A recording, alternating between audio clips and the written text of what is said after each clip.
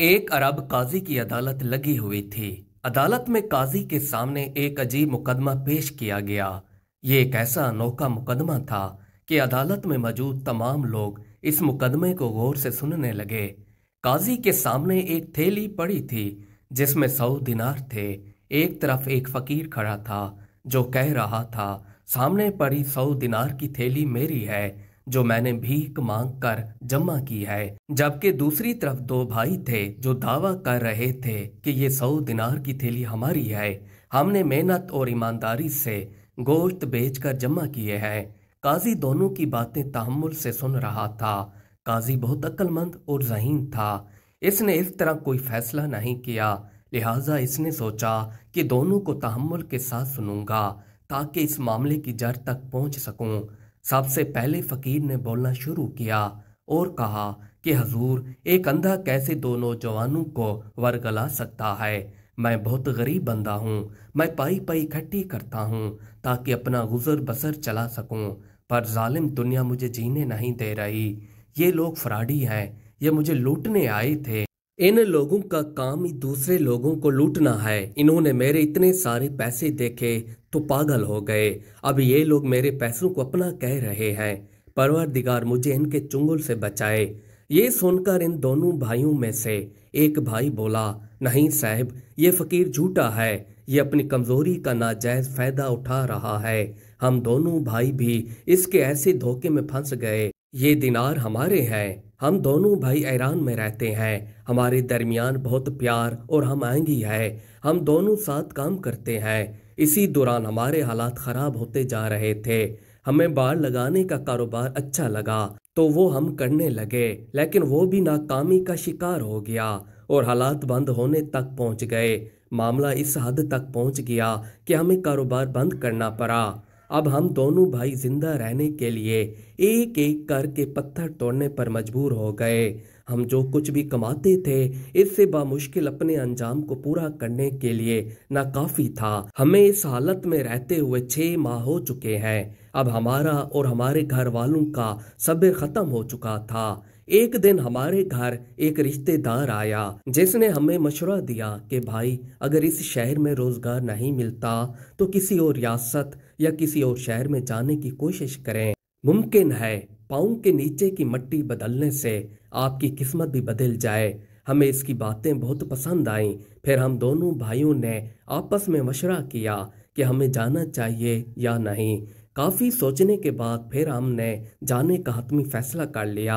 हमारी जायदाद में कुछ जमीन थी, हमने अपनी जमीन बेच दी। हमने कुछ रकम अपने साथ ले जाने के लिए रखी और बाकी रकम अपनी बीवी और बच्चों को दे दी ताकि वो अपना गुजारा कर सकें। हमने अरब जाने का फैसला किया ताकि वापस आने तक जिंदा रह सकें। हम जिस शहर में आए थे सुना था कि यहाँ एक बहुत परहेजगार बादशाह हुकूमत करता है और उसकी सरपरस्ती में मुल्क का इंतजाम बहुत अच्छे तरीके से चल रहा है। हम दोनों भाइयों ने मिलकर कसाई और गोश्त बेचने का काम शुरू किया। अल्लाह ने हमारे कारोबार में बहुत बरकत दी और चंद दिनों में हमारे हालात बदल गए। हम दोनों ने बहुत मेहनत की और दिन रात कमाई हुई रकम को बचाने में लग गए। हमें अच्छी कमाई करते हुए काफी अरसा हो गया था, इसलिए हमने सोचा कि क्यों ना घर लौट जाए। इसके बाद बच जाने वाली रकम हमने घर के लिए रख ली। ये सोचकर हमने अपना हस्बे मामूल थैला बांधा और 100 दिनार जो हमने गोश्त बेचकर जमा किए थे एक थैली में डाले और चल पड़े। हम रास्ते के शहर के वस्त में से एक बड़े कब्रिस्तान के पास से गुजरे। इसी दौरान हम सवारी का इंतजार करने लगे। हम अभी खड़े ही थे कि एक फकीर की आवाज सुनाई दी। ये फकीर बहुत अजीब लगता था। वो कह रहा था कि कोई है जो गरीबों की मदद करे, कोई इस अंधे भिखारी को एक सिक्का दे।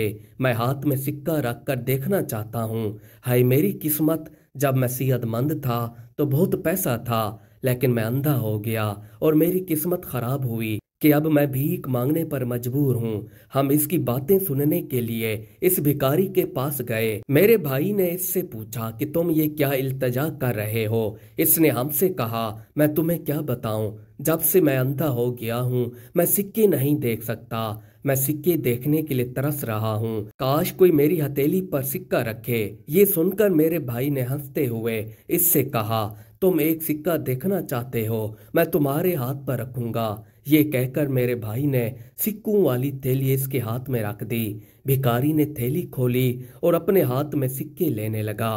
भिखारी सिक्के देखने में मसरूफ था कि इतने में हमने इससे कहा कि आपने सिक्के देख लिए हैं तो ये थैली हमें वापस कर दो। इस पर यह कहने लगा कि कौन सी थैली, ये दिनार तो मेरे हैं। आप लोग तो मुझ पर बिला वजह इल्जाम लगा रहे हैं। इस पर हम बोले, ऐ अंधे, तुम्हें लूटते हुए शर्म नहीं आती? तुम हमको बेवकूफ बना रहे हो। फिर हमने इससे जबरदस्ती अपनी दिनार की थैली वापस लेने की कोशिश की तो ये चीखने लगा। लोग इकट्ठे हो गए। लोगों ने इससे पूछा, तुम क्यों चीख रहे हो? इस पर ये इनसे कहने लगा, ये लोग मेरे साथ जबरदस्ती कर रहे हैं। ये मेरी जिंदगी भर की कमाई खींचना चाहते हैं। मैंने पाई पाई जमा की है। ये जालिम लोग मुझे मेरे सिक्कों से जुदा करना चाहते हैं। आप लोग मुझे इनसे बचा लें। अब आप ही बताएं। इस पर मैं चीखूं नहीं तो और क्या करूं? लोगों को इससे हमदर्दी हुई। इन्होंने हमें ही बुरा भला कहना शुरू कर दिया। हमने लोगों को काफी समझाने की कोशिश की कि भिखारी हम सबको बेवकूफ बना रहा है, पर लोग समझने को तैयार ही ना थे। लोगों की नजर में हम ही बड़े फराडी थे। फिर वहां पर मौजूद लोगों ने हमें पकड़ लिया और सीधा आपके पास ले आए। ये दिनार हमारी मेहनत का नतीजा है। हमारे घर वालों की ख्वाहिशात पूरा करने की उम्मीद है। काजी ने इन दोनों की बात सुनकर अपने नौकरों से कहा कि एक बड़े बर्तन में पानी भरकर गर्म करो और मेरे सामने पेश करो। काजी के हुक्म के मुताबिक नौकरों ने अमल किया। नौकरों ने तमाम लोगों की मौजूदगी में एक बड़े बर्तन में पानी भरा और इसे गर्म करना शुरू किया। इतने में पानी खोलना शुरू हो गया। अदालत में मौजूद सब लोग हैरान हुए कि आखिर काजी करना क्या चाहता है। काजी ने नौकरों को हुक्म दिया कि सिक्कों वाली थैली लो और थैली में से सारे सिक्के निकाल कर पानी में डाल दो। नौकरों ने काजी की बात पर अमल किया और सिक्कों को खोलते पानी में डाल दिया। काजी काफी देर तक पानी के पास खड़ा रहा और कुछ सोचता रहा। फिर फैसला दिया कि ये 100 दिनार इन दोनों भाइयों के हैं, इसलिए इनके हवाले कर दिए जाएं। और इस फकीर ने हमें धोखा देने की कोशिश की है, इसलिए इसे जेल में डाल दिया जाए। और साथ ही दोनों भाइयों को हिदायत की कि आइंदा माल किसी के हवाले न करना।